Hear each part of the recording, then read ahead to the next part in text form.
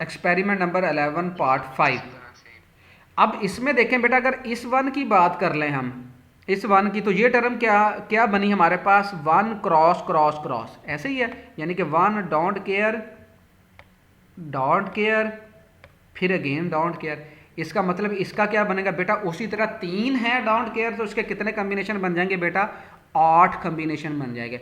वो अगर यहाँ पे बनाए, मैं आपको 2 को बना के दिखा देता हूँ, बाकी आप उसी तरह जनरेट कर लें। 1 0 0 आ जाएगा एक डोंट केयर, फिर उसी तरह ये 1 कांस्टेंट रहेगा, ये 0 0 और 1 आ जाएगा, फिर 1 0 और क्या आ जाएगा, 1 0 आ जाएगा, ठीक है ना।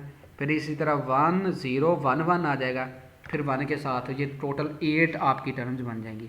आपने क्या करना है, 8 ये हो जाएंगी, 4 ये ऊपर वाली हो जाएंगी, कितनी हो जाएंगी टोटल 12। इनको आपने के मैप में पुट करना है, फिर उसको आपने क्या करना है, सिंप्लीफाई करोगे तो आपके पास जो टर्म आएगी वो किसकी आ जाएगी बेटा, A1 की आ जाएगी। बिल्कुल उसी तरह फिर आपने A0 की करनी है। अब A0 में क्या आ रहा है बेटा, ये 1 क्रॉस और दिस वन, इसकी आपको पहले ही पता कि कौन सी हैं, ठीक है ना।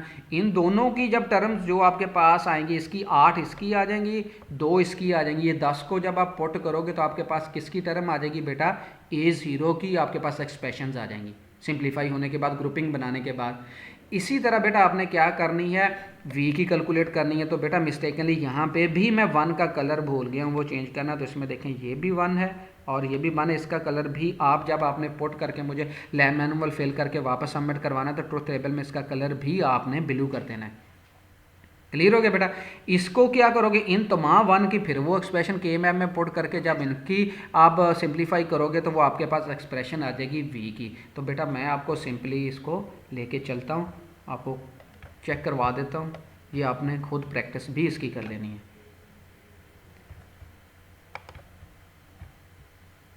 चलें जी आगे चलते हैं जी। ये देखें जी, ये उसी तरह बेटा y1 का हमने ये देखें वो डाउन केयर वाले वो 1 वाले जितने भी ये एक्सप्रेशन थी वो सारे फिल करके उसका ये बनाया, ट्रुथ के मैप बनाया, फिर उसको सिंप्लीफाई किया। तो मेरे पास जो A1 था उसकी एक्सप्रेशन क्या बनी, y3 और y2।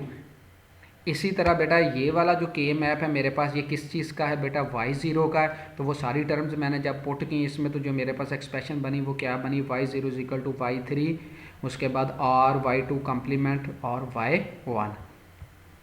इसी तरह बेटा लास्ट हमारे पास जो v था उसकी एक्सप्रेशन क्या बनी मेरे पास, y0 y1 y2 and y3। इन तमाम को हम इम्प्लीमेंट कर लेते हैं बेटा उसी तरह जिस तरह हम प्रीवियस प्रैक्टिस में करते हैं। ये देखें ये सर्किट हमने बना लिया। तो ये जो हमारे पास सर्किट बना है ये किस चीज़ का बेटा, ये भी इनकोडर है, ये भी 4 to 2 लाइन इनकोडर है, लेकिन ये सिंपल इनकोडर नहीं है बल्कि प्रायोरिटी इनकोडर है।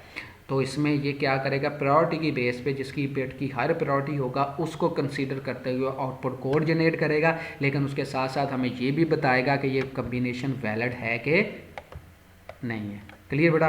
प्रोसीजर अल्फलैला स्टोरी बेटा वही है कि आपने हर टास्क के अगेंस्ट आपने अपना सर्किट कंस्ट्रक्ट करना है, करने के बाद उसको आपने मैनिपुलेट करना है, यानी कि इनपुट कम्बिनेशन प्रोवाइड करना है और आउटपुट को मॉनिटर करना है। तो पहला हमारा टास्क क्या है जी, construct circuit of 4 to 2 line encoder. कितना छोटा सा सर्किट है, टास्क है। फिर क्या है हमारा 8 to 3 लाइन इनकोडर, फिर हमारा 10 to 4 लाइन इनकोडर, और लास्ट पे हमारा क्या है 4 to 2 लाइन प्रायोरिटी इनकोडर। ये याद रखना है।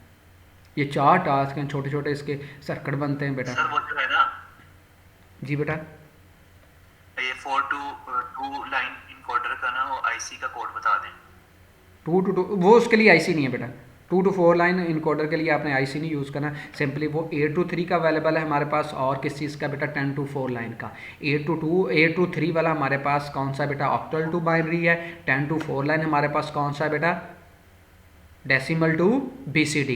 8 to 3 के पास हमारे पास 74 LS 148 है, और जो 10 to 4 लाइन है वो है 74 LS 147। क्लियर बेटा। ये बेटा वही उसी तरह ट्रुथ टेबल है, हमने स्किप। हाँ जी जी जी बोलें सर। 8 to 3 बेटा, जितने भी बेटा आपके पास टास्क हैं वो सारे आपने लॉजिक गेट्स की मदद से बनाने हैं। हाँ, अगर किसी के पास टाइम है और वो जो है वो आईसी की मदद से बनाना चाहता है, वो बना के मुझे दे, उसको